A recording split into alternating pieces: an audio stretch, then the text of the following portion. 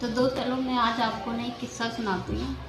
अपना मेरे पास एक मैटर आया था, एक हस्बैंड वाइफ का, जिसमें जो वाइफ की एज थी 80 इयर्स और हस्बैंड की भी एज सेम ही होगी, या 1-2 साल कम होगी वाइफ से। वो मेरा अपना ही मैटर था।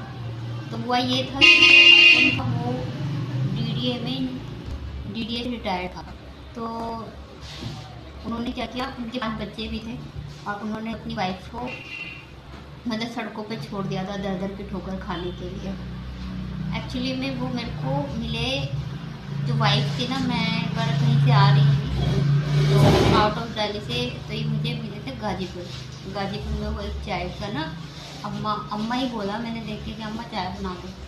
तो वो चाय बना के ना खुद से वो कर रही थी, मतलब कि अपना सर जीने का मतलब जो रोजी रोटी तो चाय पे ही डिपेंड थी। वो चाय वगैरह बना के और उससे अपना जो था रोजी रोटी कमाती थी। तो उन्होंने मेरे को देखा, मैं यूनिफॉर्म में थी, तो उन्होंने पूछा कि बेटा आप वकील हो? तो मैंने कहा हाँ मैं वकील हूँ।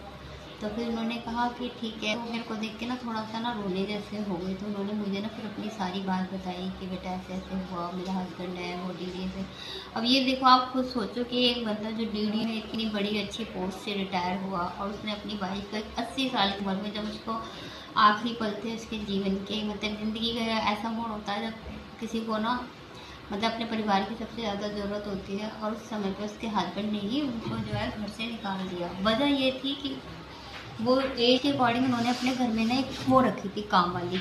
तो काम वाली को रख तो मैं अपनी बीवी की जगह दे दी और बीवी को जो है घर से निकाल दिया।